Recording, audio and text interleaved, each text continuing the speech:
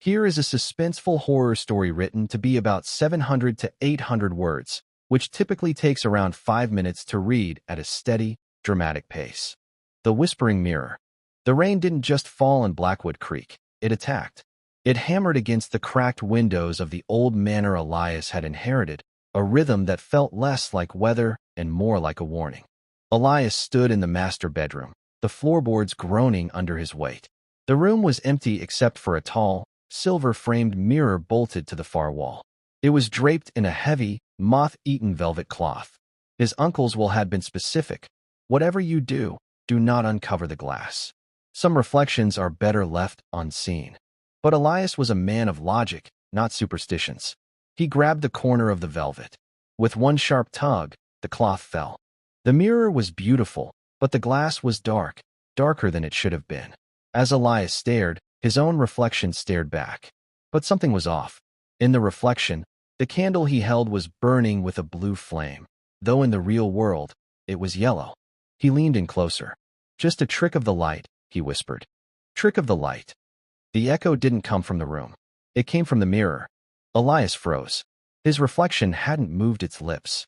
The version of him inside the glass was now smiling, a wide, jagged grin that stretched too far across its face. Slowly, the reflection raised its hand and pressed a palm against the surface. On the real side of the glass, the air turned ice cold. Elias tried to step back, but his feet felt like they were sinking into the floor. He watched in horror as the reflection's fingers began to push through the glass, the silver surface rippling like water. "You shouldn't have looked," a voice hissed. It sounded like dry leaves scraping against a gravestone. Elias scrambled backward, tripping over the fallen velvet. He watched as a pale, elongated hand emerged from the mirror, followed by a shoulder, then a head. It was him, but not him. The eyes were hollow pits of shifting gray smoke. The creature crawled out onto the floor, its movements twitchy and unnatural. It stood up, towering over Elias. The creature leaned down, its cold breath smelling of wet earth and ancient dust. "I've waited 40 years in the dark," the double whispered. "It's your turn to see what's on the other side." Elias tried to scream, but the creature's hand clamped over his mouth.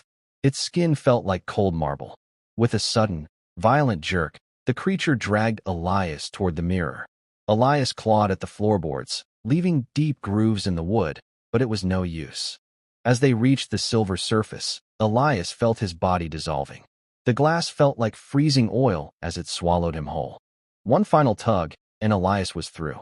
He fell onto a hard, cold floor. He gasped for air and looked around. He was in the bedroom, but everything was backward. The writing on the old books was reversed. The door was on the wrong side. And most terrifyingly, there was no sound. No rain. No wind. Just a heavy, suffocating silence. He ran to the mirror and pounded on the glass. "Let me out. Help." On the other side, in the world of the living, he saw the creature. It was standing in the center of the room, calmly picking up the velvet cloth. It looked at Elias through the glass, its eyes now bright and human.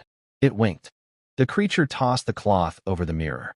Darkness slammed into Elias like a physical weight. He was trapped in the void, a prisoner of his own reflection.